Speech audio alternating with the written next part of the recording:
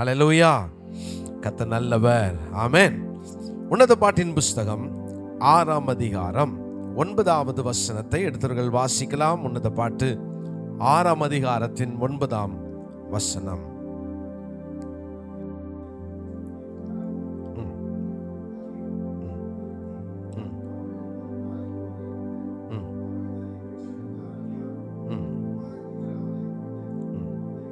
உன்னத பாட்டு 5:2 வாசிக்கலாம். நான் நித்திரை பண்ணினேன், என் இருதயமோ விழித்திருந்தது. கதவை தட்டுகிற என் நேசரின் சத்தத்தை கேட்டேன். என் சகோதரியே, என் பிரியமே, என் புறாவே, என் உத்தமியே, கதவை திற. பெய்யும் தூறலினாலும் உன்னத பாட்டு 6:9 வாசிக்கிறோம்.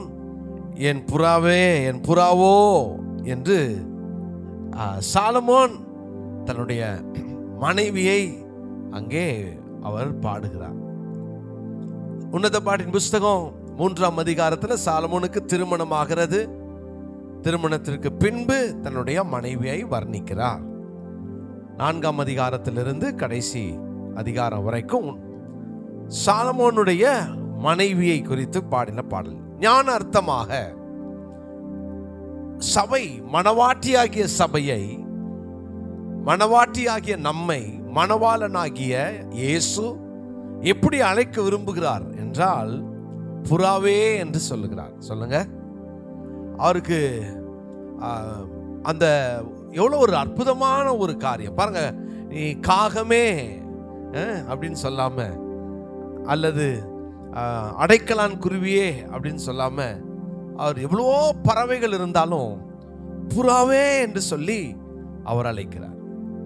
ஏன் புறாவே என்று சொல்லணும்? எதுக்கு?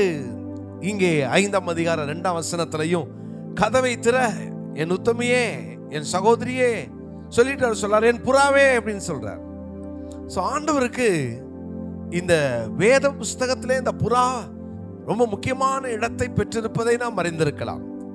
புறா பரிசுத்தத்தை குறிக்கின்ற ஒரு பறவை மாத்திரமல்ல, புறா ஒரு பரிசுத்த ஆவியானவருக்கு நிழலாட்டமாய் சொல்லப்பட்ட ஒரு அடையாளமாய் சொல்லப்பட்ட ஒரு பறவை.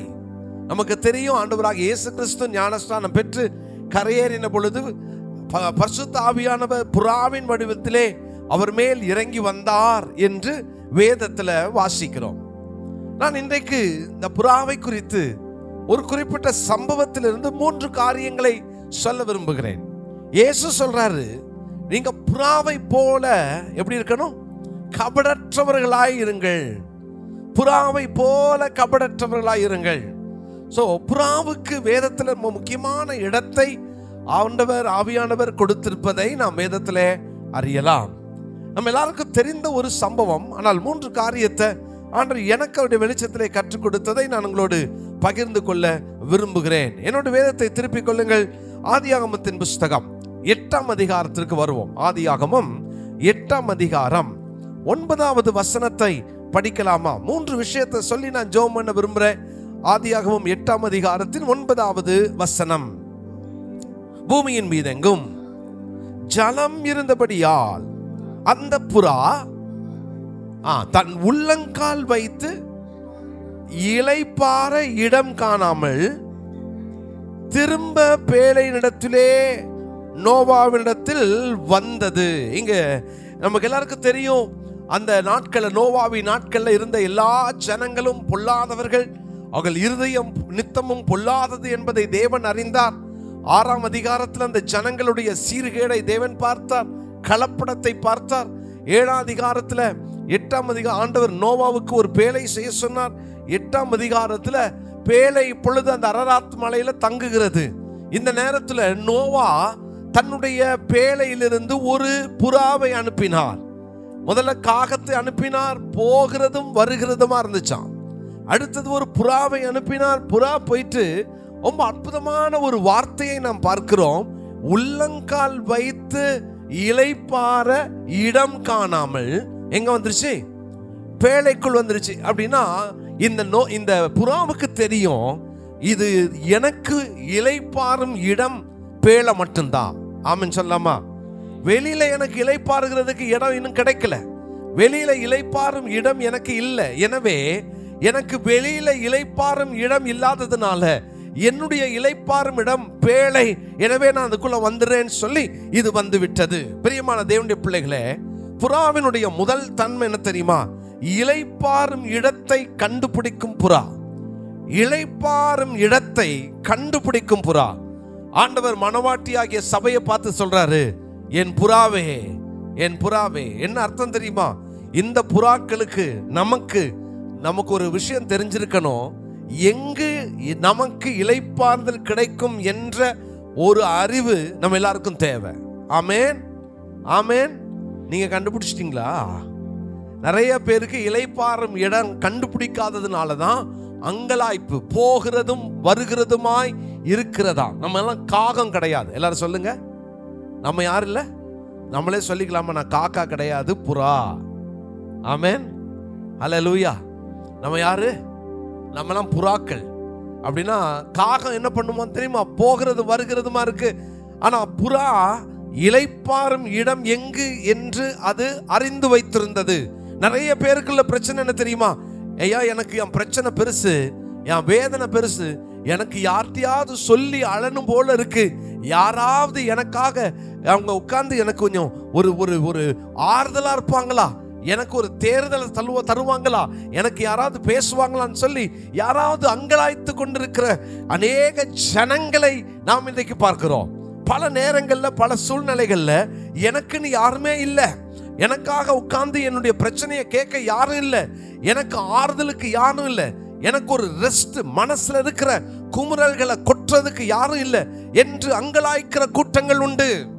அருமையான தேவனுடைய பிள்ளைகளே, உலகத்துல எந்த இடத்துக்கு போனாலும் நமக்கு இளைப்பாறுவதற்கு, இந்த இளைப்பாறுதல்னா படுத்து தூங்குற இடம் கிடையாது, தூங்குற மீனிங் கிடையாது. இதனுடைய அர்த்தம் என்ன தெரியுமா? நான் சுமந்து கொண்டிருக்கிற பாரத்தை இறக்கி வைக்கிறதற்கு ஒரு இடம் உண்டு என்று சொன்னால் நம்முடைய தேவ பிரசன்னம் மாத்திரமே. அல்லேலூயா. நமக்கு ஒரே ஒரு இடம், தேவ பிரசன்னம், ஒரே ஒரு இடம், அதுதான் தேவனுடைய சமூகம். ஒரு மனிதன், ஒரு தேவ பிள்ளை புறாவை போல தேவ சமூகத்தை கண்டுபிடிச்சிட்டா, புறாவை போல இளைப்பாறும் ஸ்தலத்தை, இளைப்பாறும் இடத்தை கண்டுபிடிச்சிட்டா, புறாவை போல அது போய் இதுதான் எனக்கு இளைப்பாறும் இடம் என்று அறிந்து கொண்டால் அவங்க ரொம்ப சேஃபா இருப்பாங்க. ஆமேன். நிறைய பேருக்கு போய் யார்ட்டையாவது கொட்டலான்னு மனுஷங்க கிட்ட போய் கொட்டுவாங்க, வேற யார்ட்டையாவது போய் தம் பிரச்சனையை சொல்லலான்னு போய் சொல்லுவாங்க. என்ன பிரச்சனை தெரியுமா? எங்க போய் சொன்னாலும், யார்கிட்ட போய் சொன்னாலும் ஒரே ஒரு காரியத்தை புரிந்து கொள்ளுங்கள், நமக்கு இளைப்பாறுதல் கிடைக்காது. அதனாலதான் இயேசு கிறிஸ்து நம்மை அழைக்கிறார், வருத்தப்பட்டு பாரம் சுமக்கிறவர்களே நீங்கள் எல்லாரும் என்னிடத்தில் வாருங்கள். ஆமேன். நீங்க எல்லாரும் யாராவது ஒரு மனுஷங்கிட்ட போங்க, அங்க போய் உங்க கண்ணீரை சொல்லுங்க, அங்க போய் நீங்க அழுங்கன்னு சொல்லல. தேவனுடைய பிரசன்னம் மாத்திரம்தான் நமக்கு ரெஸ்ட் கொடுக்கிற ஒரே ஒரு இடம். அல்லேலூயா. தேவ பிரசன்னத்துக்கு கண்டுபிடிச்ச எந்த தேவ மனுஷனும், எந்த தேவ மனுஷியும், எந்த விசுவாசியும் அவங்க எந்த விஷயத்தை கொண்டு கலங்க மாட்டாங்க. எவ்வளவு பெரிய சேலஞ்சஸ் இருந்தாலும், எவ்வளவு பெரிய சவால் இருந்தாலும் அவங்களுக்கு தெரியும், நான் போய் தேவ சமூகத்துல அழுதா, தேவ பிரசன்னத்துல போய் என் கண்ணீரை வடித்தா தேவன் என்னுடைய கண்ணீரை துடைப்பார் என்ற ஒரு அறிவு ஒவ்வொரு தேவ மனுஷனுக்கும் அறிந்திருக்க வேண்டும். அல்லேலூயா.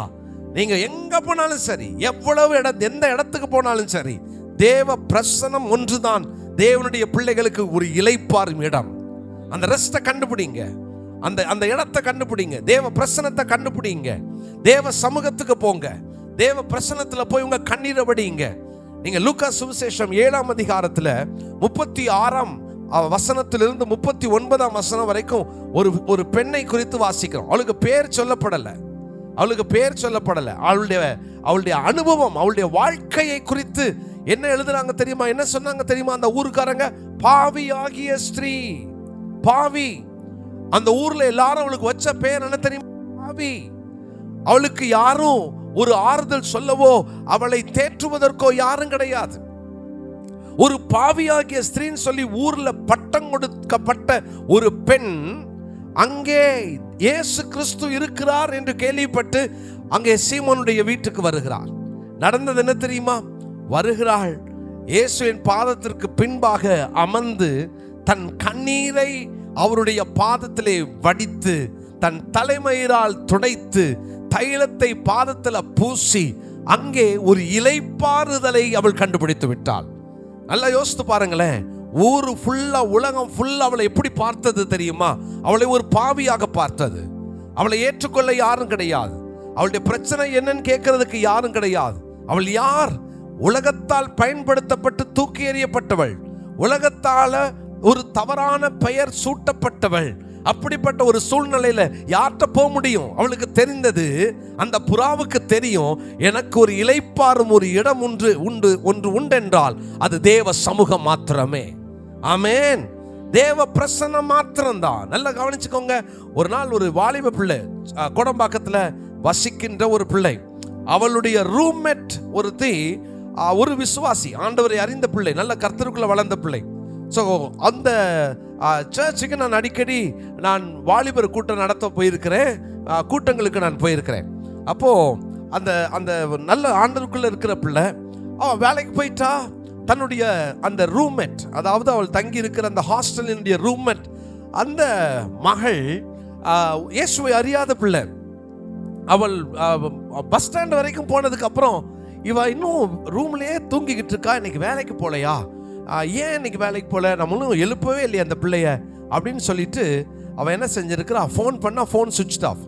சரி, நம்ம வீட்டுக்கு போய் அவளை எழுப்பி விட்டுட்டு போயிடலாம், வேலைக்கு டைம் ஆகுது, அசதியில் தூங்குறா போலன்னு சொல்லிட்டு திரும்ப அவள் வந்து கதவை தன் சாவியை போட்டு திறந்து உள்ளே பார்த்தா அவள் சூசைட் அட்டன் பண்ணுறதுக்கு கையில் நிறைய மாத்திரைகளை வச்சிருக்கிறான். அவளை அந்த மாத்திரையெல்லாம் பிடுங்கி அவளை இழுத்துக்கிட்டு, என்னத்துக்காக நீ இப்படி பண்ணுறன்னு சொல்லி அவளை சத்தம் போட்டான். அவளை விட கொஞ்சம் சின்ன பிள்ளை. அவள் சொன்னா, இல்லை, நான் ஏமாந்துட்டேன், நான் ரொம்ப ஏமாந்துட்டேன். நான் என்னுடைய வாழ்க்கையில் நடந்த பெரிய பிரச்சனைகள், போராட்டங்கள் எல்லாம் நான் ஆஃபீஸில் என்னுடைய பாஸ் கிட்ட நான்லாம் ஷேர் பண்ணேன். நான் எல்லாத்தையும் என் மனக்குமுறல் எல்லாம் கொட்டினேன். என் வீட்டில் இந்த பிரச்சனை, என் வாழ்க்கையில் இந்த பிரச்சனை, எனக்கு இந்த போராட்டம். அந்த பாஸ் சொன்னால், நான் உன்னை கல்யாணம் பண்ணிக்கிறேன், நான் பார்த்துக்கிறேன், நான் உன்னை கண் கலங்காமல் வச்சு உன்னை பார்க்குறேன்னு சொல்லிட்டு என்னை கிட்டத்தட்ட 3 மாதங்களில் 60 முறைக்கு மேலே என்னை பயன்படுத்தி என்னை இப்பொழுது என்னை அவன் சொல்கிறான், நான் கல்யாணம் ஆயிடுச்சு, உன்னை கல்யாணம் பண்ண முடியாதுன்னு சொல்லிட்டான். சாவுறதை விட எனக்கு வேற வழி இல்லை. இந்த பிள்ளைய என்னுடைய அலுவலகத்துக்கு கூட்டிகிட்டு வந்தா. ஒரு மணி நேரத்தில் அவர் ஆட்டோ பிடிச்சி அலுவலகத்துக்கு வந்தா. காலையில் கிட்டத்தட்ட ஒரு 10 மணிக்கு வந்த பிள்ளை 1 மணி நேரத்துக்கு மேலே கண்ணீர் அழுகிறா. அங்கிள், நான் மோசம் போயிட்டேன், என்னை ஏமாத்திட்டாங்க அங்கிள், என்னை ஏமாத்திட்டாங்க, சாவறதை விட வேற இடம் கிடையாது. ஆண்டவரை அறியாத பிள்ளை. அவளை முதல்ல அந்த சூசைடல் தாட்ல இருந்து அவளை சாக கூடாது, நீ வாழ்ந்து காட்டணும், உன்னால வாழ முடியும், நீ வா, திரும்ப எழும்பி வா, மறுபடியும் ஆண்டு உனக்கு ஒரு வாழ்க்கை வச்சிருக்கிறார். ஒரே ஒரு இடம், உன் மனக்குமுறலை கொட்டுறதுக்கு நீ யாரையோ ஒருத்தரை தேடுறல்ல, யார்ட்டையோ போய் நீ உட்கார்ந்து உன் கண்ணீரை விடலாம், யார்ட்டையாவது போய் என் பிரச்சனையை சொல்லலான்னு சொல்லி தானே ஏமாந்து போனா. நிறைய பேருடைய வாழ்க்கை இப்படி, யார்கிட்டையாவது என் பிரச்சனையை சொல்லலாம், பக்கத்து வீட்டுக்காரங்க கிட்ட என் பிரச்சனையை சொல்லலாம். ஒரு நாள் அவர்கள் உங்க பிரச்சனையை இன்னொருத்தட்ட சொல்லுவாங்க. சுத்தி கடைசியில் உங்ககிட்டயே அந்த பிரச்சனை எப்படி தெரியுமா வரும்? அது உங்களுக்கு நீங்கள் கொடுத்த ஒரு சின்ன ஒரு காரியத்தை கண்ணு மூக்கு வாய் வச்செல்லாம் சேர்ந்து உங்களுக்கே அது திரும்ப வரும். நீங்க சொல்வீங்க, நான் இப்படி சொல்லவே இல்லையே, புதுசா இருக்குதே கதையன்னு. உங்களுக்கு ஒரு புது கதையை நீங்களே காதுல கேட்பீங்க. இன்னைக்கு ஒரு நல்ல தீர்மானம் எடுங்க. கர்த்தர் நல்லவர். அந்த பிள்ளை அன்னைக்கு இயேசுவை ஏற்றுக்கொண்டாள். அன்று சாயங்காலத்துக்குள்ள தன்னுடைய உள்ளத்தில் இருக்கிற எல்லாவற்றையும் தேவனிடத்துல கொட்டினாள். அவரோடு கூட பேசுவதற்கு எப்படி ஜெபிக்கணும், எப்படி வேதம் வாசிக்கணும்னு சொல்லி அவளை கர்த்தருக்குள் நடத்த தேவன் கிருபை செய்தார். இன்றைக்கும் நல்ல கல்யாணம் ஆகி நல்ல குடும்பத்தோடு வெளிநாட்டில் வசிக்கிறாங்க. நான் ஏன் இதை சொல்றேன் தெரியுமா? இளைப்பாறும் இடத்தை நீங்க கண்டுபிடிக்கின்ற வரைக்கும் தேவனுடைய பிள்ளைகளே, ஆண்டவர் உங்க வாழ்க்கையில இன்னும் கதவை திறந்து வைத்திருக்கிறார். திரும்பி வருவதற்கு ஒரு வாய்ப்பை கொடுத்து கொண்டிருக்கிறார். இன்றைக்கு இந்த காலை ஆராதனையில உங்கள் இளைப்பாறும் இடத்தை கண்டுபிடிங்க. ஆமென். ஆண்டுடைய சமூகத்தை கண்டுபிடிங்க. ஒரு தீர்மானம் மாத்திரம் எடுத்துக்கொள்ளுங்க. இனி எந்த காரணத்தை கொண்டும் நான் இந்த இடம் இளைப்பாறுதலா இருக்கும்னு சொல்லி தேவ பிரசனத்திற்கு மாற்றாக இன்னொரு இடத்தை நான் தேர்ந்தெடுக்க மாட்டேன். ஆமென் சொல்லாமா? சத்தமா சொல்லாமா? தேவ பிரசனத்திற்கு மாற்று கிடையாது. ஆமென், ஹல்லேலூயா. ஆப்ஷன் இருக்கா தேவ பிரசனத்துக்கு? இல்ல, ஆப்ஷன் கிடையாது. இன்னொரு ஆப்ஷன் கிடையாது. இயேசு சொல்ல, நானும் வழி சத்தியம் ஜீவன் சொல்லல, நானே வழியும் சத்தியமும் ஜீவனுமா இருக்கிறேன். ஹல்லேலூயா. இல்லைங்க, இயேசுகிட்டையும் சொல்லுவேன், சண்டே இயேசுகிட்ட சொல்றேன், மண்டேலேருந்து சாட்டர்டே வரைக்கும் என் பக்கத்து வீட்டுக்காரங்க கிட்ட சொல்றேன், என் கூட வேலை பார்க்குறவங்க கிட்ட சொல்றேன். எங்க சொன்னாலும் சரி, உங்க பிரச்சனை பெரிதாகும். அதனாலதான் வேதம் சொல்லுகிறது, கர்த்தர் மேல் உன் பாரத்தை வைத்து எடா. நம்ம என்ன பண்றோம்? மறந்துடாம வரும்போது இறக்கி வச்சுட்டு போகும்போது தூக்கி திரும்ப சேர்த்து தலையில தூக்கி வச்சுட்டு போவோம். வைத்து. ஹல்லேலூயா. உன்னத பாட்டு 2:14 வாசிக்கிறோம் பாருங்க. கண்மலையின் வெடிப்புகளிலே தங்கும் புறா என்று வாசிக்கிறோம். கண்மலையின் வெடிப்புகளிலே தங்கும் புறா. அதுக்கு தெரியும், எனக்கு சேஃபஸ்ட் பிளேஸ், நான் உட்கார்ந்து இளைப்பாற, என்னுடைய உள்ளத்தை இறக்கி வைக்க ஒரே ஒரு இடம். அதனாலதான் இஸ்ரவேல் ஜனங்கள் அடிக்கடி வனாந்திரத்தில் நடந்து வரும்போதெல்லாம் தம் பிரச்சனைகளை, போராட்டங்களை சுமந்து சுமந்து சுமந்து என்ன தெரியுமா செய்தாங்க? பிரச்சனை வரும்போதெல்லாம் போய் தங்கள் மனக்குமுறலை இறக்கி வச்ச இடம் எது தெரியுமா? மோசே கிட்ட. மோசே, ஏன் மோசே இதுக்கா கொண்டு வந்தீர்? ஆண்டவர் சொல்றார், ஒரு காலகட்டத்தில் சொல்றார், இது வரைக்கும் 10 முறை பரீட்சை பார்த்த ஒருவனும் அந்த கானானுக்குள்ள பிரவேசிப்பதில்லை. என்னாகமம் 14ஆம் அதிகாரத்தில் சொல்றார், இதுமுறை 10 முறை என்னை பரீட்சை பார்த்தவர்கள் ஒருவரும் அதுல பிரவேசிக்க மாட்டாங்க. என்ன அர்த்தம்? ஆண்டவர் எண்ணிக்கிட்டே இருக்கிறார். நீ எங்க போற? உன்னை ஓங்கிய புயத்தினால பலத்த கரத்துல சுமந்தது நான் உன்னை கூட்டிட்டு வந்திருக்கிறேன். நீ என் சமூகத்துல வந்து என்னிடத்துல தண்ணி கேட்கல, என்னிடத்துல இறைச்சி கேட்கல, என்னிடத்துல நீ என்னோட காரியங்களை கேட்கல. ஆனா நீ போய் போய் போய் போய் யார்கிட்ட போய் சொல்ற, யார்கிட்ட போய் கொட்டுற? நீ போகிற இடம் எங்க? நீ என்னை பரீட்சை பார்க்கிற, என்ன பரீட்சை பார்க்கிற. அதனாலதான் வேதத்துல வாசிக்கிறோம், நீங்கள் குறித்துக் கொள்ளுங்கள். எபிரேயர் 4ஆம் அதிகாரத்துல 14வது வசனத்துல, 3ஆம் அதிகாரம் 14ஆம் வசனம், 4ஆம் அதிகாரம் 14ஆம் வசனம், இங்க வாசிக்கிறோம், என்னுடைய இளைப்பாறுதலிலே அவர்கள் பிரவேசிப்பது இல்லை என்று என்னுடைய கோபத்திலே ஆணையிட்டேன் என்று 3:11 சொல்லுகிறார். நீங்க எபிரேயர் 4:11 பாருங்களேன். ஆகையால் அந்த திருஷ்டாங்கத்தின்படி ஒருவனாகிலும் கீழ்ப்படியாமையினாலே விழுந்து போகாதபடிக்கு நாம் அந்த இளைப்பாறுதலிலே பிரவேசிக்க ஜாக்கிரதையா இருக்க கடவோம். ஜாக்கிரதையா இருப்போம். இளைப்பாறும் இடத்தை கண்டுபிடிச்சிட்டீங்களா? ஆண்டுடைய பிரசனத்தை கண்டுபிடிச்சிட்டீங்களா? தேவ பிரசனத்துக்குள்ள போங்க. உடஞ்சி அழணுமா? ஃப்ரெண்டே இல்லைங்க, நல்ல ஃப்ரெண்டே இல்லைங்க. நான் சொல்றேன், எத்தனை ஃப்ரெண்ட்ஸ் இருந்தாலும் சரி, ரொம்ப திக்கா இருக்காங்க, நான் சொன்னதெல்லாம் கேட்பாங்க, நான் என்ன சொன்னாலும் உட்காந்து கேட்பாங்கன்னு சொல்றேன். எவ்வளவு முக்கியமான ஃப்ரெண்டா இருந்தாலும் சரி, இன்னைக்கு நான் சேலஞ்ச் பண்றேன், ஒரு நாள் அந்த ஃப்ரெண்ட் யாருன்னு நம்மளே புரிஞ்சுக்குவோம். ஆமென் சொல்லுங்க. ஆமென். இல்லைங்க, நாங்கள் ரொம்ப திக்குங்க, என்ன திக்கா இருந்தாலும் சரி, நாசியில சுவாசம் உள்ள எந்த மனுஷனையும் கை வைத்து ஆமென் சொல்லுங்க. ஆமென். என்கிட்ட ஒரு பையன் அப்படிதான், பிரதர் நீங்க நினைக்காதீங்க, என் ஃப்ரெண்டு, ஐயோ நாங்கள் எவ்வளோ வருஷம் தெரியுமா பிரதர், அப்படியே நாங்கள் நகமும் சதையும் அப்படியே பிரதர், இப்படியே பிரதர்னா. நான் ஆண்டவரே ஃப்ரெண்டை, உண்மையான முகத்தை, ஃப்ரெண்டு முகத்தை காமிச்சு கொடுத்துருங்க ஆண்டவரே. அவன் சொன்ன, நான் சபிக்கிறீங்களா? நான் இல்லப்பா, உனக்கு தெரியணும்ல, ஏன்னா இயேசு என்ற ஒரு நண்பர் இருக்கிறார். அவர் ஒரு அழகா சொல்றாரு, நான் உங்களை சிநேகிதர் என்றேன். ஆமென். யூ ஆர் மை ஃப்ரெண்ட், என் நண்பன், என்னுடைய ஃப்ரெண்டுன்றாரு. ஏன்னா அவர் தான் ஒருத்தர் தான் நமக்காக ஜீவனை கொடுத்தவர். ஆமென் சொல்லாமா? இன்னைக்கு அவருடைய பிரசனத்துக்குள்ள போங்க. அவருடைய உங்க உள்ளத்தை அவர்கிட்ட இறக்கி வைங்க. அவருடைய பிரசனத்தில் போய் எல்லாவற்றையும் இறக்கி வைங்க. ஆண்டவர்கிட்ட சொல்லுங்க, ஆண்டவரே எவ்வளோ உடஞ்சு போயிருக்கிறேன், எனக்கு இளைப்பாறும் இடம் நீங்க ஒன்று தான், உங்க பிரசனம் மட்டும்தான். அந்த பிரசனத்துக்குள்ள போயிட்டீங்கன்னா கர்த்தர் பெரிய இளைப்பாறு தருவார். அப்படிப்பட்ட தேவ ஜனங்கள், நீங்க போய் தேவ பிரசனத்திலிருந்து இறங்குறதுக்குள்ள தேவன் அங்கே ஒரு பெரிய மாற்றத்தை தருவார். ஆமென். ஹல்லேலூயா. கர்த்தர் நல்லவர். ஆமென். ரைட். இரண்டாவதாக வாசிக்கலாமா? ஆதியாகமம் 8ஆம் அதிகாரம் 7வது வசனத்துக்கு வாசிங்க பார்க்கலாம். ஆதியாகமம் 8:7. ஒரு காகத்தை வெளியே விட்டான், அது புறப்பட்டு பூமியின் மேல் இருந்த ஜலம் வற்றி போகும் வரைக்கும் போகிறதும் வருகிறதுமாய் இருந்தது. போகிறதும் வருகிறதுமா இருந்துச்சு. புறா போயிட்டு கால் வைக்க அது இலைப்பாற இடம் இல்லாம எங்க வந்துருச்சான்? இந்த இந்த இந்த காகம் என்ன பண்ணுச்சான்? போகிறதும் அது போயிட்டு போயிட்டு போயிட்டு வருது. இன்னைக்கு போகுது, பார்த்தா புறா போனது போன வேகத்தில் வந்துருச்சு. காக்கா போயிட்டு அடுத்த நாள் வருது. காலையில் போயிட்டு கொஞ்சம் ஊரை சுற்றிட்டு காக்கா என்ன பண்ணுது? லேட்டாக வருது. ஏன்னா இந்த காக்கா என்ன பண்ணுதுன்னா உஷாரா உலகம் ஃபுல்லாக ஜலத்தில் மிதக்குது இல்லையா, தண்ணீரில். இப்போ மிதந்து கொண்டிருக்கிற இந்த பிணத்தை காக்கா கால் வைக்கிறதுக்கு இடம் கண்டுபிடிச்சிட்டு, கொத்துறதுக்கு, அதுக்கு இப்போ சாப்பிட்றதுக்கு என்ன கிடைச்சிட்டு? செத்த பிணம் கிடைச்சிருச்சு. இறந்து மிதந்து கொண்டிருக்கிற பிணங்கள் காகங்களுக்கு போதும். ஆனா புறா அதுக்கு தெரியுது, பார்க்குது, காக்கா உட்கார்ந்து இருக்கிற இடம் தெரியுது.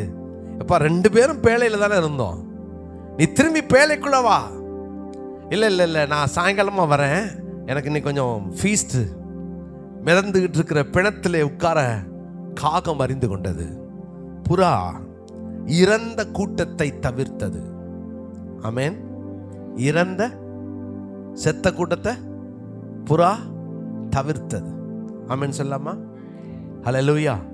சில நேரம் 2வது பிரச்சனை என்ன தெரியுமா நமக்கு? ஒன்று, இன்னும் இலைப்பாற இடத்தை கண்டுபிடிக்கல, தப்பான இடத்தை கண்டுபிடிச்சிடறோம். 2வது, இறந்த கூட்டத்தை கண்டுபிடிக்க தவறிவிட்டோம்.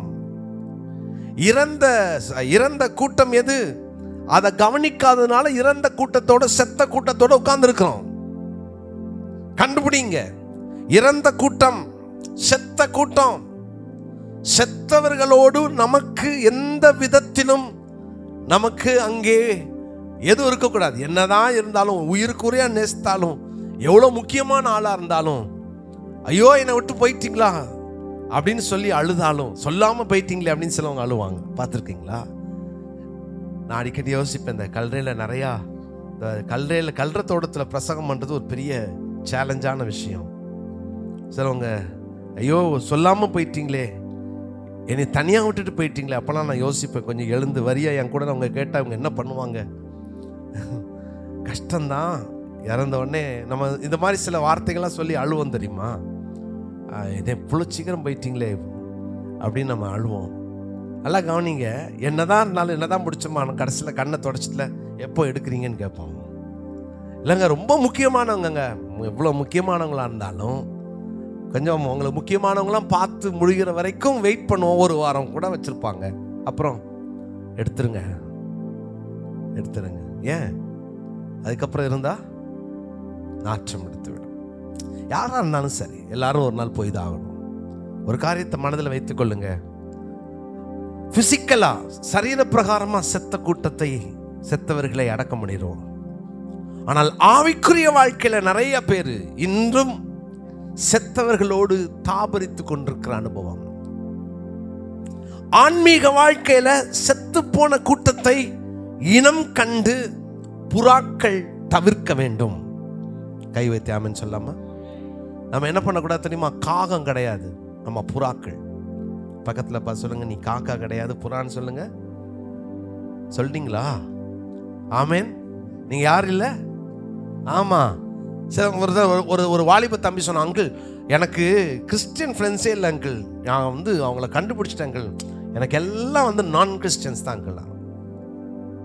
பூவோட சேர்ந்த நாறு என்ன பண்ணணும்? ஆமா, நாரோட சேர்ந்து பூ நாரிடக்கூடாது. நல்லா கவனிச்சுக்கோங்க. ஃப்ரெண்ட்ஷிப் இருக்கலாம், கேர்ஃபுல்லாக இருக்கணும். அந்த ஃப்ரெண்ட்ஷிப் அது ஃபெலோஷிப்பாக மாறுற வரைக்கும், ரிலேஷன்ஷிப்பாக மாறுற வரைக்கும் நீங்கள் ரொம்ப கேர்ஃபுல்லாக இருக்கணும். எங்கே நீங்கள் தாபரிக்கணும், எங்கே நீங்கள் கால் வைக்கணும், அந்த அறிவு நமக்குள்ள தேவை. தேவ ஜனங்களுக்குள்ள அந்த அறிவு தேவை. நமக்கு தேவனை அறியாத ஜனங்களோடு அல்லது ஆன்மீக வாழ்க்கையில், ஸ்பிரிச்சுவல் லைஃப்ல தேவன் இல்லாம வாழ்கிற, உலக பிரகாரமாய், உலகத்தோடு கூட கலப்படமாய் அவங்க வாழ்க்கை முழுசும் ஒரு தேவனற்ற அருவருப்பான வாழ்க்கை வாழ்கிற ஜனமா கவனம். அப்படிப்பட்டவர்களுக்கும் நமக்கும் எந்த விதத்திலும் உறவு இருக்கக்கூடாது. ஆமென் சொல்லாமா? வாசிங்க நீதிமொழிகளின் புஸ்தகம் 21:16 வாசிங்க. நீதிமொழிகள் 21ஆம் அதிகாரம் 16ஆம் வசனம். விவேகத்தின் வழியை விட்டு தப்பி நடக்கிற மனுஷன் எங்க தாவரிப்பான்? யாரு? விவேகத்தின் அந்த வழியை விட்டு தப்பி நடக்கிற மனுஷன் செத்தவர்களின் கூட்டத்திலே அவன் தாபரிப்பான். செத்தவர்களின் கூட்டம் நம்ம எல்லாருக்கும் தெரியும். இயேசு கிறிஸ்து சொல்றார் மத்தேயு 8ஆம் அதிகாரத்தில், அக்கறைக்கு போவோம் வாருங்கள். ஒரு திட்டத்தோடு அழைச்சார், வாங்க போலாம். எல்லாரும் போயிட்டாங்க, கிளம்புறாங்க. போற வழியில படகு பயங்கரமாய் கவிழ்வதை போல ஒரு பெரிய சேலஞ்ச், பெரிய புயல், பெரிய காற்று. அங்க போய் இறங்கினா ஒருத்தன் வரான். 28ஆம் வசனத்துல, அக்கறையில போய் இறங்கின உடனே பிசாசு பிடித்திருந்த அந்த 2 பேர் பிரேத கல்லறையிலிருந்து வந்தாங்களாம். வேதம் சொல்லுகிறது அவர்கள் எப்படி இருந்தாங்களாம் தெரியுமா? கல்லறையில தங்கி இருக்கிறவர்கள், தங்கள் சரீரங்களை காயப்படுத்தி கொண்டவர்கள். பரிதாப நிலைமை. அவன் வீட்டுல தங்காம கல்லறையில தங்குறான். அவன் வீட்டுல தங்கல.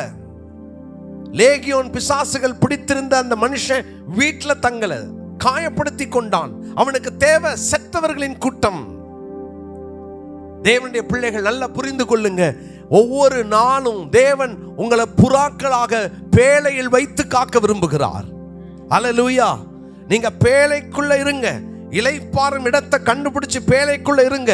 இல்ல நான் கொஞ்ச நேரம் நான் ஞாயிற்றுக்கிழமை பேழைக்குள்ள இருக்கிறேன், திங்கள்ல இருந்து சனிக்கிழமை வரைக்கும் உலகத்துல சில செத்த கூட்டத்தோடு கூட நான் தாபரித்து அங்கேயும் கொஞ்சம் அப்படி இப்படி கிடைக்கிறத சாப்பிட்டுட்டு நான் ஞாயிற்றுக்கிழமை வந்து நான் சர்ச்சில் கொஞ்சம் பாவ மன்னிப்பு கேட்டுடுறேன், அங்க வந்து மறுபடியும் நான் காணிக்க செலுத்திடுறேன், அங்க வந்து கொஞ்சம் பிரைஸ் அண்ட் வர்ஷிப்ல கலந்துக்கிறேன், எல்லாம் சரியா போயிடும் என்று சொல்வதற்கு கிறிஸ்தவத்துல வேதத்துல அதற்கு இடம் கிடையாது. ஆமென் சொல்லாமா? ஹல்லேலூயா. ஆண்டவர் எங்கேயும் பரவாயில்லம்மா, நீ ஆத்துலையும் ஒரு கால் வச்சுக்கோ, சேத்துலையும் ஒரு கால் வச்சுக்கோ, கொஞ்ச நாள் அப்படி இரு, கொஞ்ச நாள் இப்படி இரு. ஒவ்வொரு தேவனுடைய பிள்ளைக்குள்ளேயும் இருக்க வேண்டிய ஒரு திட்டமான அழைப்பு என்ன தெரியுமா? நான் இப்படிதான் வாழ்வேன். தேவனுடைய பிள்ளையாகிய எனக்கு இந்த உலகத்தோடு எந்த விதமான கலப்படமும் கிடையாது. ஹல்லேலூயா. துன்மார்க்கருடைய ஆலோசனையில் நடவாமல், பாவிகளுடைய வழியில் நில்லாமல், பரியாசக்காரன் உட்காரும் இடத்தில் உட்காராமல். தெரியுதா ஐயா? பேச்சு மாறுது. அவங்களுடைய எண்ணங்கள் தவறா இருக்கு.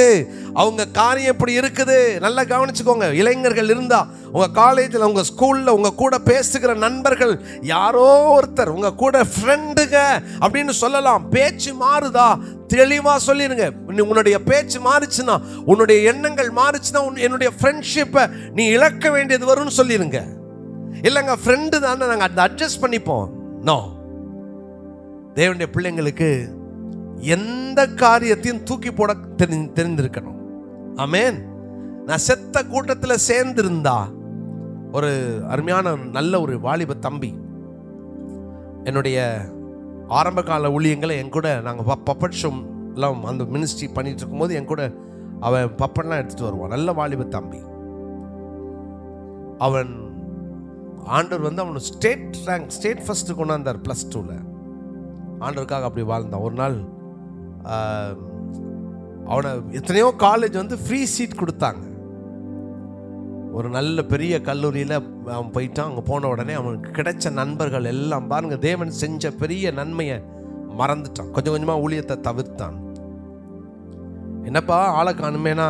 இல்லை அண்ணே ரொம்ப பிஸி அண்ணே, படிப்புனே அண்ணே, காலேஜில் நான் கோல்டு மெடலிஸ்ட் ஆகணுண்ணே.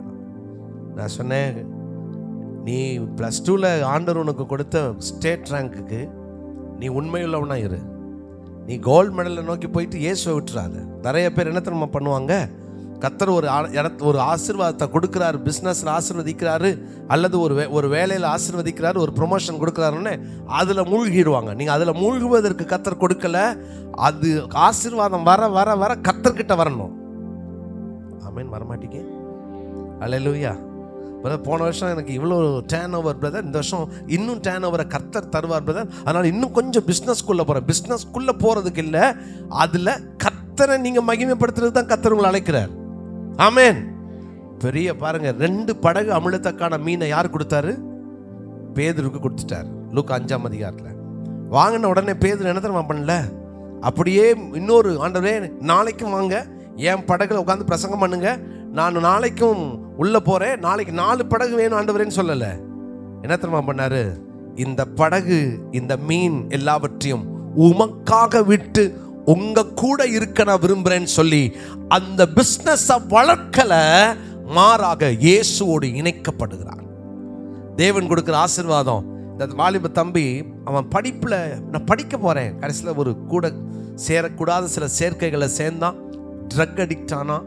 ஒரு நாள் ஒரு ஒரு ஒரு ஒரு கிரிக்கெட் டோர்னமெண்ட் ஒன்று நடந்துட்டு இருந்துச்சு. சரியா, அதனுடைய வாசல் நானும் இன்னொரு நண்பரும் ஊழியத்துக்கு போயிட்டு வரோம். நான் சொன்னேன் ஒரு ஓவர் பார்த்துட்டு போகலாமான்னு. ரொம்ப வருஷமாக ஆயிடுச்சு நம்ம இப்படி போய் டோர்னமெண்ட்டை பார்த்து, ஏன்னா நாங்கள் ஒரு டோர்னமெண்ட் நடத்தி இருக்கிறோம். ஸோ நான் நிற்கிறேன், திடீர்னு என் தலையில் வந்து ஒரு மேட்ச் பாக்ஸ் விழுது. நான் அப்படி பார்க்குறேன். அவன் ஒரு பையன் என்னை தட்டி, பாஸ் எனக்கு அந்த மேட்ச் பாக்ஸ் எடுத்து கொடுங்களேன். நான் குனிஞ்சு அந்த மேட்ச் பாக்ஸ் எடுத்து அவன் கையில் கொடுத்து அவன் மூஞ்ச பார்க்குறேன். என்கிட்ட வளர்ந்த பையன், வாயில் சிகரெட், கண்ணீர் வந்துடுச்சு.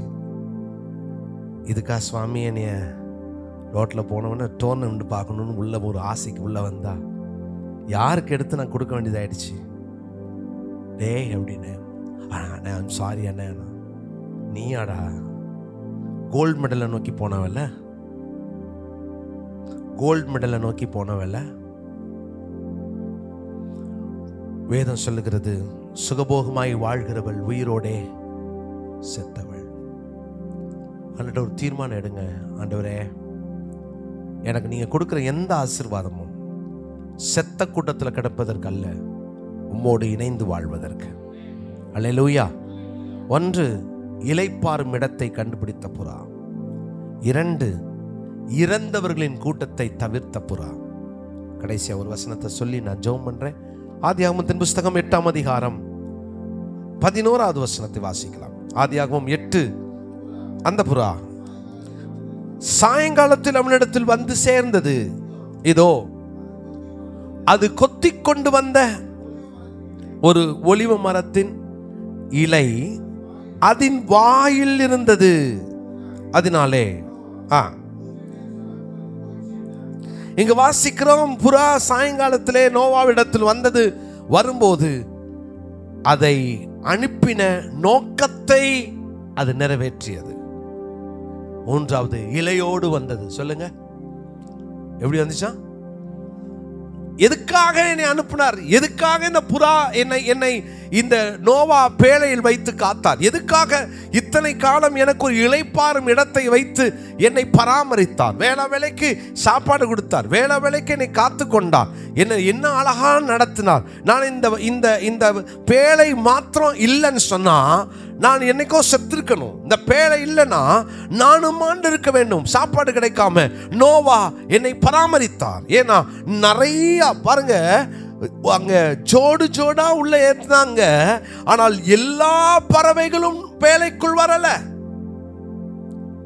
இந்த புறாவுக்கு சொந்தக்காரங்க எல்லாம் நிறைய பேர் செத்து போயிருப்பாங்க, தண்ணியில மிதந்திருப்பாங்க. ஆனா இந்த புறா தன்னை பேழைக்குள் வைத்த நோவாவுக்கு அது உண்மையுள்ள புறாவாக இருந்தது. கை வைத்து ஆமென் சொல்லுங்க. அல்லேலூயா. நான் பேழைக்குள்ள என்னை வைத்து பராமரிக்கப்பட்டேன். நோவா என்னை காத்து கொண்டார். நோவா எனக்கு ஒரு இளைப்பாறும் இடத்தை தந்தார். நான் அந்த நோவா அனுப்பின நோக்கத்தை நான் நிறைவேற்ற போகிறேன். நோவா அனுப்பின நோக்கம் என்ன? பூமியில தண்ணீர் வற்றி போனதா இல்லையா, இதை நீ பார்த்துட்டு வரணும். வெளியே அனுப்புனா அது வரும்போது ஒரு செய்தியோடு வந்தது. வரும்போதே வாயில் ஒரு இலை, அந்த இலையை அது கொத்திட்டு வருது. நோவா தெரிஞ்சுக்கிட்டாரு, ஓகே பூமியில தண்ணீர் வற்றி அது மரம் திரும்ப தளிர்த்து இலை வந்துருச்சு. தேவனுடைய பிள்ளைகளே, கர்த்தர் கிருபையாய் கண்மணி போல இத்தனை வருஷம் நம்மளெல்லாம் காத்து பராமரித்து சபை என்ற பேழையை கொடுத்து நம்மளை ஆண்டு ரொம்ப அழகா நடத்திட்டு வரார். எத்தனை பேர் ஆமேன் சொல்வீங்க? ஆமேன். நம்மெல்லாம் யார் தெரியுமா? நான் அடிக்கடி சொல்வேன், தப்பி மீந்து இருக்கிற கூட்டம். எத்தனை பேர் ஆமேன் சொல்வீங்க? தப்பி, திரும்ப சொல்லுங்க. பைபிளில் நிறைய வசனம் இருக்கு, தப்பி மீந்தவர்கள், தப்பி மீந்தவர்கள், தப்பி மீந்தவர்கள்.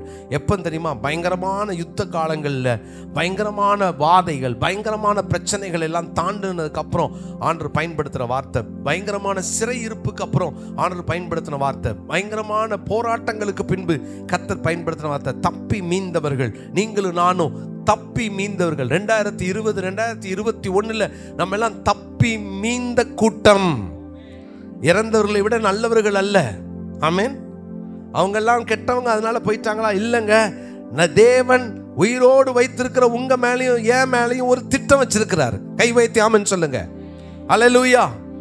நல்ல கவனிங்க. நோவாவின் திட்டத்தை அறியாமல் தன்னுடைய வாழ்க்கையிலே சுயநலமாய் வாழ்ந்தது காகம். ஆனால் நோவாவின் திட்டத்தையும் இருதயத்தையும் புரிந்து நோவா அனுப்பின நோக்கத்தை நிறைவேற்றினது புறா. இன்னைக்கு நிறைய பேர் காகமா வாழ்றோம், புறாவா வாழல. நான் வார வாரம் வருவேன், ஆராதிப்பேன், நான் காணிக்க போடுவேன், நான் போயிருவேன், அதுக்கப்புறம் நான் உலகத்துக்காக வாழ்வேன். தேவன் எதிர்பார்க்கிறது என்ன தெரியுமா? உலகத்துக்காக நீங்க வாழ்வதற்கு அல்ல. ஒவ்வொரு நாளும் இந்த நாசியில சுவாசம் இருக்கிறதற்கு காரணம் எனக்கு இளைப்பாறுதலையும், எனக்கு ரட்சிப்பையும், எனக்கு கிருபைகளையும், எனக்கு ஆசீர்வாதங்களையும், சம்பாதிக்க பலனையும் என்னுடைய வாழ்க்கையில தேவன் எனக்கு கொடுத்த இம்மைக்குரிய மறுமைக்குரிய ஆவிக்குரிய ஆசீர்வாதங்களை கொடுத்த தெய்வத்திற்கு நான் என்ன செய்ய போறேன்? எப்படி வாழ போறேன்? ஆண்டவர் ஒவ்வொரு நாளும் நம்முடைய வாழ்க்கையில் எதிர்பார்க்கிறது என்ன தெரியுமா? இந்த உலகத்தில் ரட்சிக்கப்பட்ட ஒவ்வொருவர் மேலும் கர்த்தர் வச்சிருக்கிற திட்டம் ஒன்று உண்டு. ஆமென். வேலைக்கு போறீங்களா? வாயில இலையோடு போங்க. இந்த இலைக்கு அர்த்தம் என்ன தெரியுமா? சுவிசேஷம். ஆமென். நல்ல செய்தி. தப்பி மீந்தது உண்மை என்றால் உங்க வாயில இலை இருக்கணும். ஆமென். ஆண்டவருக்கு நன்றி உள்ளவர்களா வாழணும். அவங்க கேட்பாங்க, என்னங்க இலை? என்னை காப்பாற்றினார், என்னை ரட்சித்தார், என்னை வழி நடத்தினார், நான் இப்படிதான் வாழ்வேன். உலகத்தில் இயேசுவை காண்பிக்கிறதற்கு தேவன் நம்மை புறாக்களாக அவர் எதிர்பார்க்கிறார். ஒவ்வொரு இடத்துலையும், ஒரு கடைக்கு போனாலும் தேவ பிள்ளைகள் வாயில ஒரு இலை இருக்கணும். மறந்துடாதீங்க. எங்க போனாலும் சரி, எந்த இடத்துக்கு போனாலும், யார் வீட்டுக்கு போனாலும் உங்கள் வாயில ஒரு இலை இருக்கணும். நீங்க யார்? உங்களை உயிரோடு கூட வைத்ததுக்கு ஒரு நோக்கம் உண்டு. இன்னைக்கு உங்களை ஜீவனோடு வைத்ததுக்கு ஒரு நோக்கம் உண்டு. யோசித்து பாருங்க. இந்த மரம் இந்த வருஷம் இருக்கட்டும், இந்த வருஷம் இருக்கட்டும், இந்த வருஷம் இருக்கட்டும், தேவன் கிருபையாக ஒவ்வொரு ஆண்டையும் கூட்டி கொடுத்து நம்மளை பாதுகாத்து கொண்டு இருக்கிறார்னா அதுக்கு காரணம் என்ன தெரியுமா? நம்மேல் கர்த்தர் வைத்திருக்கிற பெரிய திட்டம். அந்த திட்டத்தை நிறைவேற்றுவதற்கு தேவன் உங்களையும் என்னையும் ஆண்ட இந்த உலகத்தில் வைத்திருக்கிறார். ஒரு பெரிய கமிஷன் ஒன்று உண்டு. அதனால்தான் அப்போஸ்தலனாகிய பவுல் சொல்லுகிறார், சுவிசேஷத்தை நான் பிரசங்கித்து வந்து மேன்மை பாராட்ட எனக்கு அது இடமில்லை. சுவிசேஷத்தை நான் பிரசங்கியாவிட்டால் எனக்கு, சுவிசேஷத்தை பிரசங்கிப்பதற்கு மேடையோ மைக்கோ அல்ல. நான் அடிக்கடி சொல்வேன், என்னுடைய ஸ்டாஃப்ஸ் கிட்ட சொல்லுவேன், இயேசுவை நீங்கள் உங்கள் வாழ்க்கையில் காண்பியுங்கள். இயேசுவை வாழ்க்கையில் காண்பியுங்கள். இயேசுவை காட்டுகிற வாழ்க்கை சொல்றதை விட இயேசுவை, என்னங்க நேற்று போய் சொல்வீங்க, முன்னாலெல்லாம் இப்போ சொல்ல மாட்டேங்கிறீங்க. முன்னால நீங்க கோவப்படுவீங்க, இப்போ கோவப்படலை. முன்னால நீங்க லஞ்சம் வாங்குவீங்க, இப்போ வாங்குறது இல்லை. முன்னால நீங்க இப்படிலாம் இருப்பீங்களே, இப்போ மாற்றம் இருக்குதே. அவங்க கேட்கணும், அவங்க கேட்பாங்க, வாழ்ந்தால் கேட்பாங்க. சொல்லுங்க, எல்லாம் சத்தமாக சொல்லுங்களேன். அப்படி வாழ்ந்தா, என்னுடைய ஆஃபீஸ்க்கு ஒருத்தர் வந்தார். நாங்கள் ஒரு IAS அகாடமி நடத்துகிறோம். அவர் அக்கா பையன் மகளை சேர்க்க வந்தார். கஷ்டப்பட்டவங்க. அவர் யாருன்னா, கார்பரேஷனில் சென்னை மாநகராட்சியில் ஒரு பெரிய போஸ்டில் இருக்கிறார். அவர் என்னுடைய ரூம்குள்ளே நுழையும் போது ஆவியானவர் சொன்னார், சாபங்களை குறித்து அவர்கிட்ட நீ பேசுன்னு சொன்னார். அப்போ அவர் வந்து உட்கார்ந்த உடனே கொஞ்சம் நேரம் இந்த நம்ம செய்கிற காரியங்கள்லாம் கேட்டார். அடுத்து சொன்னார், இது மாதிரி என்னுடைய அக்கால் மகளை நீங்கள் சேர்த்துக்கோங்க. நான் ஒரு காரியத்தை ஏன்னா ஆண்டவர் உணர்த்தினதுனால சொன்னேன். ஆண்டவர் நம்மளை ஆசீர்வாதமாக வச்சிருக்கிறாரு. ஆனால் அந்த ஆசீர்வாதத்தை கூட நம்ம கடவுளை ஆசீர்வதிப்பார். நம்ம சாபத்தை வாங்கிக்க கூடாதுல்ல எப்பவுமே அப்படின்னு. சார் என்ன சார் கம்ப்யூட்டர் காலத்தில் சாபம்லாம் நம்புறீங்களா சார்? நான் சொன்னேன், கம்ப்யூட்டர் காலம் வர்றதுக்கு முன்னால் சாபம் இருந்துச்சான்னு. சிரிச்சார். நிறைய பேருக்கு என்னென்ன தெரியுமா, கம்ப்யூட்டர் சாபத்தை போக்கி அழிச்சிருச்சு, இல்லை கம்ப்யூட்டர் காலத்தில் பேய் பிசாசெல்லாம் கிடையாது அப்படின்னு நிறைய பேர் நினைப்பாங்க. அது கிடையாது, சாபம் இருக்குது. சாபம் ஏன் வருது அப்படின்னு அவர்கிட்ட பேசினேன். திடீர்னு சொல்லிக்கிட்டே இருக்கும்போது அழுதாரு. நான் ஏதாவது தப்பாக பேசிட்டேன்? நான் இல்லை சார், நான் லஞ்சம் ரொம்ப வாங்க மாட்டேன், கம்மியாக வாங்குவேன். நான் சொன்னேன், கம்மியாவோ நிறையாவோ விஷம் தானே? ஆமாம் சார். சார் ஒரு என்னை ப்ளஸ் பண்ணுங்க சார். நான் அவருக்காக ஜோம் பண்ணி அவரை அனுப்பிட்டேன். அன்றைக்கி சாயங்காலம் நான் மைசூர் போயிட்டேன். அடுத்த நாள் ஃபோன் பண்ணார் சாயங்காலம், பிரதர் நேற்று உங்களை சந்திச்சது கடவுளை பார்த்த மாதிரி இருந்துச்சுனார். நான் சொன்னேன், உண்மையாக கடவுளை ஒரு நாள் பார்க்க போகிறீங்க, எப்படி இருக்கிறீங்க அப்படின்னு. சார் உங்களுக்கு ஒரு நல்ல செய்தி, நேற்று உங்கள் ஆஃபீஸ்லேருந்து போனதுலேருந்து இன்னைக்கு வரைக்கும் நான் எந்த ஹோட்டலுக்கு போனாலும் டீ கடைக்கு போனாலும் என் வாழ்க்கையில் இந்த பொசிஷனுக்கு வந்ததுக்கப்புறம் காசே கொடுத்ததில்லை சார்.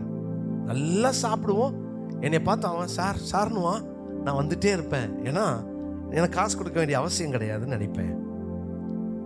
ஆனால் நேற்றுலேருந்து இப்போ வரைக்கும் ஒரு டீ கடையில் கூட நான் டீ சாப்பிட்டுட்டு காசு கொடுக்குறேன் சார். இயேசுவை அறியாத மனுஷன் சொல்லிட்டு சொன்னார், கடவுளை நீ ஆசீர்வதிப்பார்ல, சாபம் போயிரும்லன்னார். எப்போ இயேசுவை விசுவாசித்து நான் திருந்தணும், எனக்கு இயேசுவின் ஆசீர்வாதம் தான் வேணும்னு சொன்னீங்களோ அன்னைக்கே உங்க வாழ்க்கையில் இருக்கிற சாபங்களை கர்த்தர் மாத்திட்டாரு. இப்ப பாருங்க, அவர் வாயில ஒரு இலை வந்துருச்சு. ஆமென். அவன் கேட்கறான், சார் நேற்று வரைக்கும் காசு கொடுக்க மாட்டீங்க. இல்லப்பா, ஒருத்தர் சொன்னாரு இயேசு என்னை ஆசீர்வதிக்கணும்னா இது தப்புன்னு சொன்னாருங்க. ஒவ்வொரு இடமா சொல்றாரு, கூட கூட்டு போறவங்க ஆட்கள் கூட எல்லாம் சொல்றாரு, இல்ல நான் இப்ப காசு கொடுத்துருவேன். காரணம் என்னன்னா இயேசு ஆசீர்வதிக்கணும். இன்னைக்கு சொல்றேன், வாயில இலையோடு போங்க. வேதம் சொல்லுகிறது, சமயம் வாய்த்தாலும் வாய்க்காவிட்டால் ஜாக்கிரதையாய் திருவசனத்தை பிரசங்கம் பண்ணு. ஆண்டவருக்காக வாழ்வோம், ஆண்டவருக்காக இருப்போம். ஒரே ஒரு வாழ்க்கை. சொல்லுங்க, ஆண்டவரே என்னை தப்பி மீந்திருக்க செஞ்சீங்க தானே, நான் எனக்காக நீ வாழ மாட்டேன், உமக்காக வாழ்றேன். நோவா புறாவை அனுப்பின நோக்கத்தை நிறைவேற்றியது அந்த புறா. நீங்களும் நானும் ஆண்டவர் காப்பாற்றி பேழையில் வச்சு 2020-21 காப்பாற்றி இன்னைக்கு இந்த வருஷமும் இருக்கட்டும் கொண்டாந்து வச்சுட்டாருன்னா ஒரே ஒரு நோக்கம், சுவிசேஷம், இயேசுவினுடைய அந்த அன்பு நற்செய்தி உங்க வாழ்க்கையில் இருக்கட்டும்.